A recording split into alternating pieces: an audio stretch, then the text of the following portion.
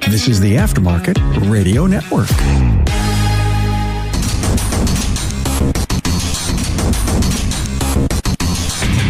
Welcome, everyone, to yet another episode of Diagnosing the Aftermarket A to Z. I'm Matt Fonslow, and today I'm going to read off an article I wrote for AAPEX. It's still weird to say, but last year I was awarded with the AAPEX Technician of the Year. And really a few months ago, somebody from AAPEX reached out and asked if I would write something, must be for a magazine of theirs or a flyer that goes out. And they really didn't get back to me after that.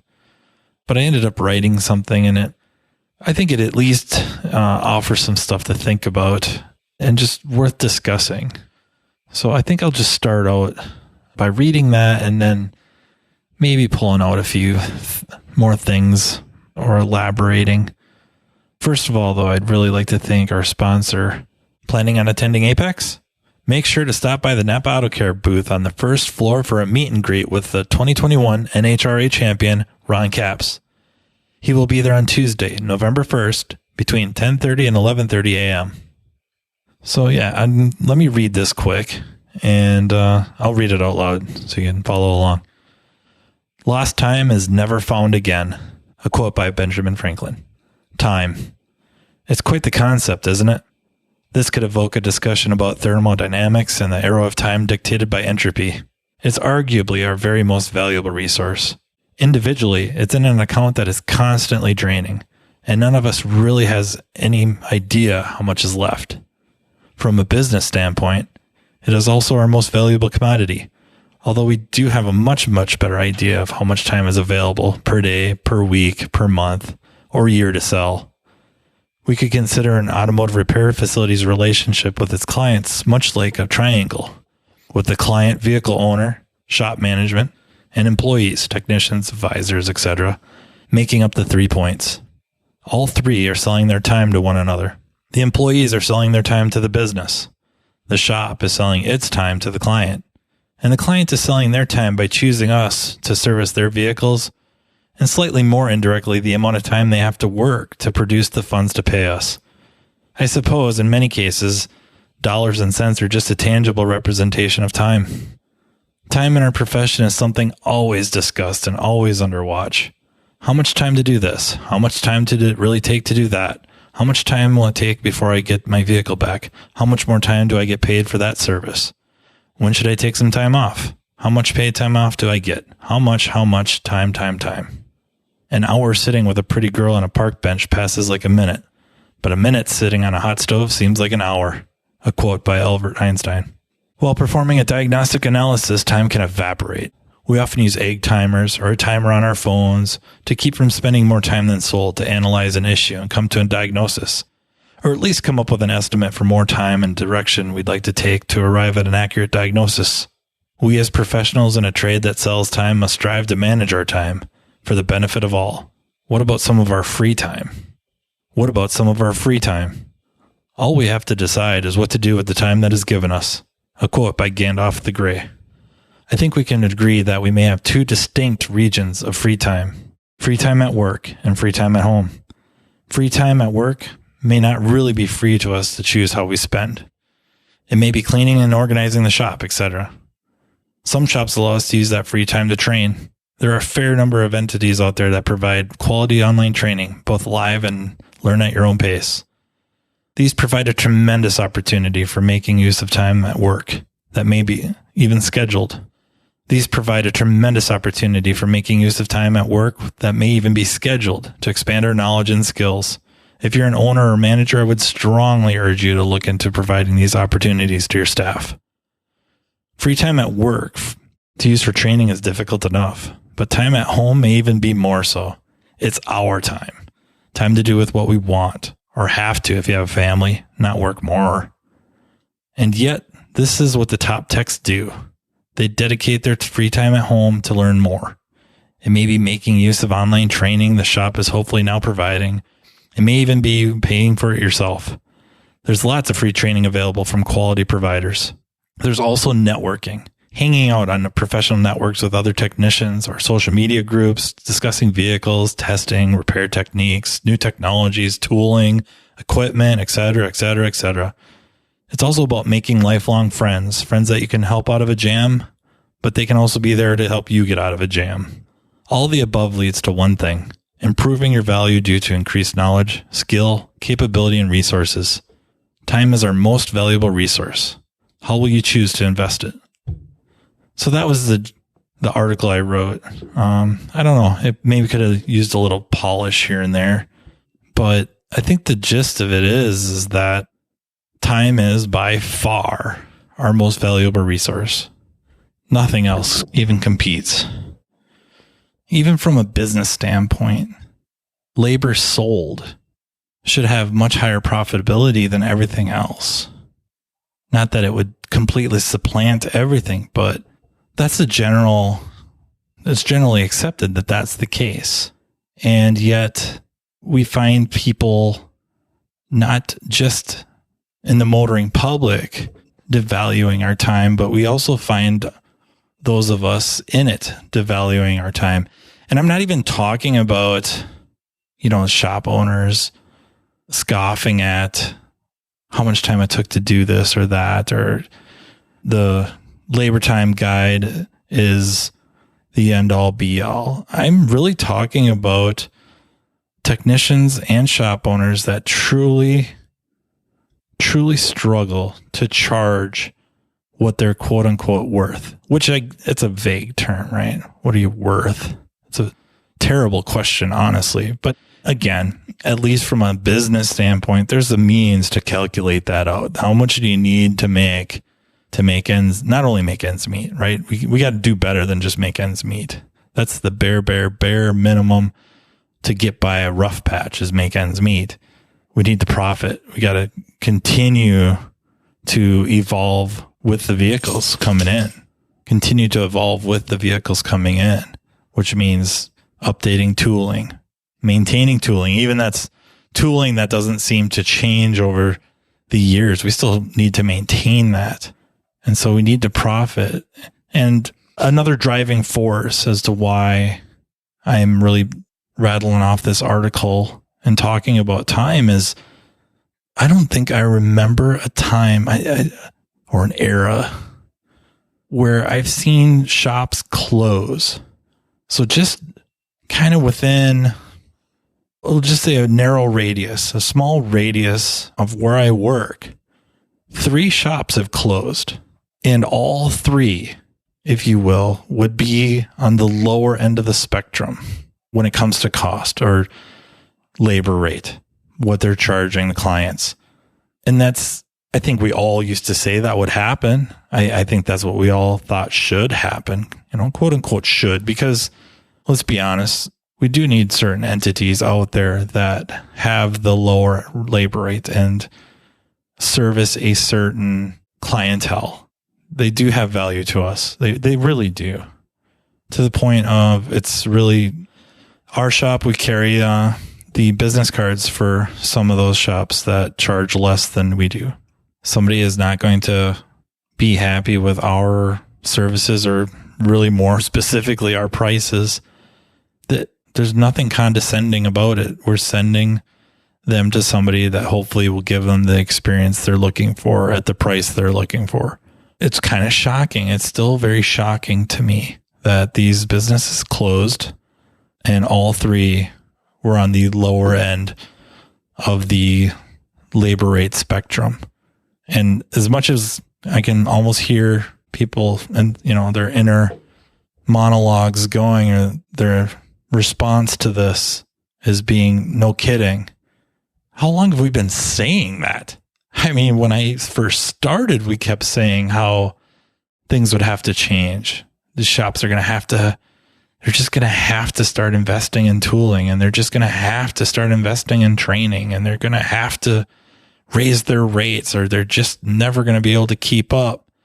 Yeah, it only took like 25 years.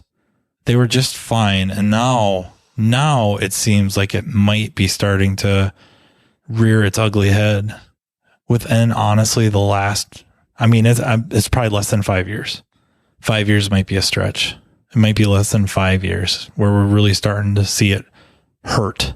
And the ones that aren't bumping their rates up, which there's been a couple of, offhand, I can think of a couple shops. And then when I'm saying this, I'm very locally, very near to the shop I work at.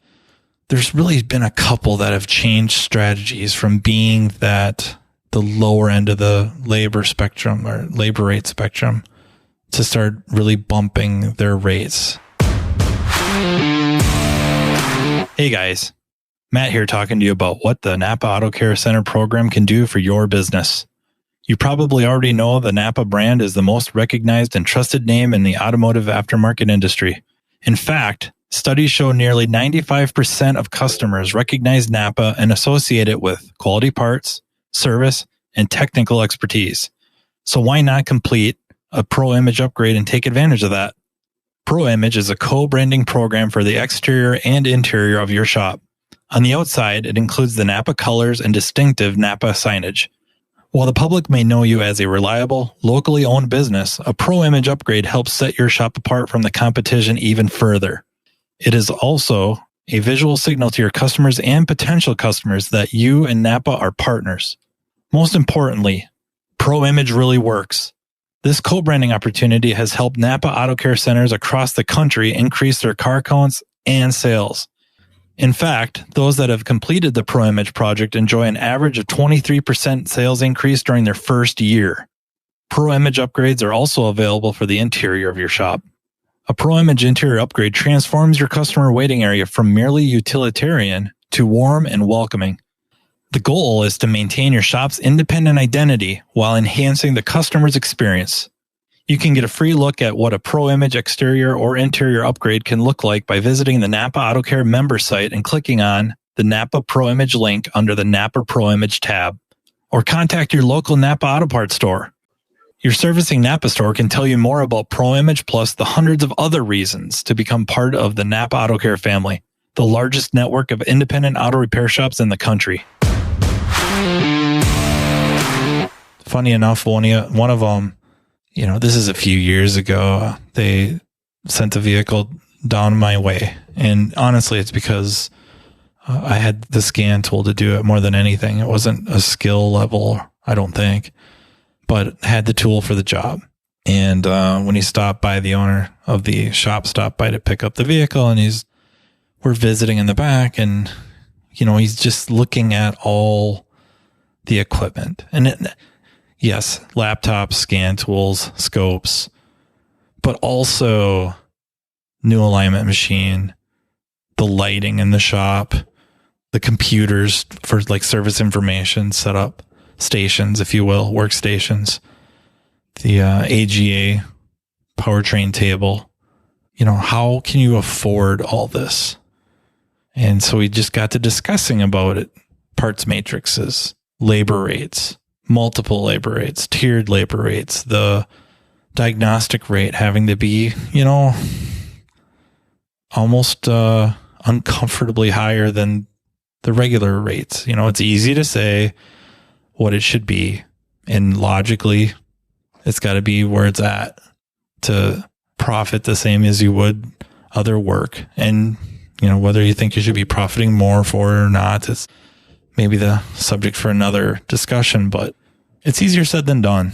That when your door rate is X and your diagnostic rate is X times 2 or X times 1.5, it starts adding up. If your labor rate's $100 an hour base door rate, diagnostic rate is $200 or $150.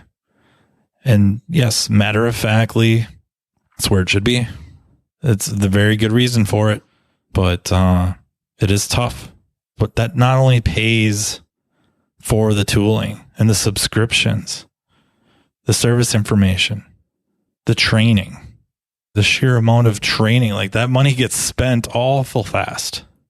He's kind of taken the position that he can't do it. He could never charge that much. His clients would never allow it. They would bolt. And again, this is stuff you hear all the time. And I suppose it's easy to become callous to it. But again, the shop is this guy's livelihood. So it's it's kind of a catch-22, right? Like you need more money to make it your livelihood, but you're scared to death of losing what you have. And you see it time and time again, not just auto repair shops, everywhere, time and time again. It's easy to say when it's not your money. It's easy to say when it's not your, concern. If the shop goes down, it probably helps you more than hurts you. But he resisted. And I think the bills were piling up, or at least he wasn't profiting as much as he needed to. He was not on a good path to retirement. So he brought in he went to an entity to help. And this isn't like taking credit for knowing what this company knows or anything like that. It's just, there's so much information out there. There's so many resources available to us on how to help our shops, even save our shops, save our businesses. That's just the stuff I said. It was nothing new, nothing groundbreaking. I think any number of you could easily have rattled off this same thing, and probably more reasonably than I did. But I think it was the fact that he had to write out a big check to them, that he had to follow their advice, and is essentially following the advice, or not that I was doling out advice, but this is what we do. This is why we do it. And it's really turned things around for him. It's pretty awesome to see, actually. So yeah, it kind of takes us back to time. And a question I get, which kind of feeds into this as well, is how to start moving up that ladder and becoming, an expert, kind of not unlike what the last episode was about, on becoming an expert, and 10,000 hours kind of being incomplete. But you do have to invest time. And time is kind of one of those sacrifices, if you will, that you're going to have to make. And maybe that time comes out of some family time, because I've done that. Most of the time, that time came out of sleep time. That's a lot of 4-hour nights, especially years and years ago, but still from time to time. And it may be on professional forums like IATN, like Diagnostic Network, the growing number of social media groups out there. Also just friends, whether we have a Skype group or a Messenger group of some sort. So much information, so many smart people, so many different perspectives, right? It's like, it doesn't always have to come down to sheer intelligence. Just getting someone else's perspective and thinking about things differently, approaching things differently. And then there's the YouTube channels, the Scanner Danners, the Mario Ruiz, Super Mario, the Oz Mechanics, just so many. Like, I even feel bad starting to rattle some off because I'm going to forget good ones. There's really bad ones, right? I mean, we all know some really, really awful ones that you end up watching more out of sheer entertainment than you do to try to glean any amount of knowledge. But there's also some pretty darn good ones that, again, offer perspective. And sometimes they absolutely blow your mind on how a different way to approach a problem, a different way to look at data, just actually learning how something truly works, not what service information says.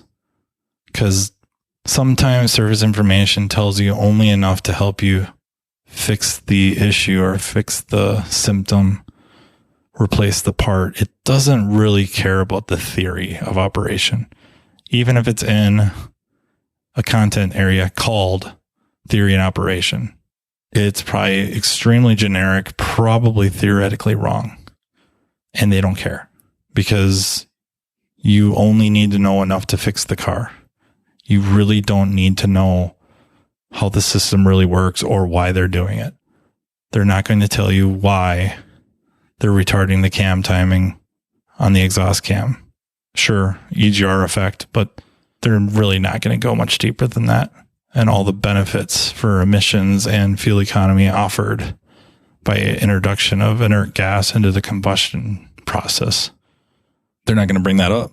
So yeah, I guess, I don't know if it's a sign of age. I don't think so. It's not a sign of age because I'm very, very honestly, time has weighed on me for a long time, very much even in my teenage years, just how finite it is in the grand scheme, how, it's not even a blink of an eye that we're here and gone. So time has always weighed heavily on me. And then, of course, the physics perspective, it's very mind-blowing that our concept of time is completely wrong. Almost 100% conjured. Maybe something, if you get really bored, you can look into model-dependent realism. The direction of time, of course, which thermodynamics and entropy do a good job of defining. Also, quantum entanglement is heavily involved, which probably is more related to thermodynamics than I let on. We even talk about time wrong. We should very rarely call it just straight up time. It really is space-time. And the only reason that's important is an acknowledgement of how time is relative and how there is no universal time, that it's very, very personal time. And I don't even mean personal like me versus you versus someone else. Almost every point in space has its own clock, if you will. And so that stuff just fascinates me. I love reading about that, studying that, trying to wrap my head around it. And then there's the definition of time that I'm talking about here, and valuing your time, not just professionally, but personally, how valuable that time is, and to spend it, you hate to say wisely, because what does that even mean? But I think, like I tell my kids, never, ever, ever wish away time. And then also, I think you just try to minimize the regrets. So if you're doing something you enjoy, that is not a waste. It doesn't matter what everyone else thinks. If you really enjoy binge watching Netflix, have at it. Some other people may view that as a complete waste of time, but you're going through an experience doing so. It doesn't matter that they're out hiking and experiencing nature. If that's what they value, good for them. Have at it. And then I guess back to professionally, to kind of tie this all up, is as individuals working in a business, we have to respect the business time as well. Our time there is kind of like space time. It's shared time with the business, the shop, that we have to, they really coincide. They're two sides of the same coin, and we have to respect our time. And in doing so, we should automatically respect the shop's time and vice versa. And respect, not just like, reverence and I respect you, but also how that gets translated to the customer or the client, be it charging for that time, promoting, or really explaining the value of that time. We might call it selling the value of the time. That's true. But I don't think we have to sell. And I'm probably abusing the word sell a little bit there. But it's just explaining it, that technician's time is valuable. The shop's time is valuable. We should each value each other's time. We should very much not only respect the client's time, but be very thankful for their time, that they've chosen to spend their time with us. So, the bill comes up to be $500. That could be, if the bill comes up to be like $500, that could be a week's worth of work or half a week's worth of work, or, who knows? But that's essentially what it is. They're handing you over dollars and cents, but it's essentially time. They had to put time in somewhere. or will be putting in time somewhere if they paid with a credit card. So yeah, I guess to wrap this up a little bit, I think I just urge everyone to step back from the chaos for a few moments and look around, whether you're doing this at home or at work or on the drive to or from, and just consider the value of time, your time, the shop's time, and if you're in management, vice versa, the shop's time, the technician's time, your time within the shop, and everyone's time outside of the shop, right? I mean, that's part of it too, is to put everybody, ownership, management, technicians in a position to be able to enjoy their off time as well, as best we can, right? And there's always caveats. You know, I think almost everything I say has to come with a disclaimer with caveat. But I think that's the general idea, is to try to not only exceed or excel at the shop during business hours, but to also excel after hours. So I just want to thank everyone for taking the time, your time, to listen.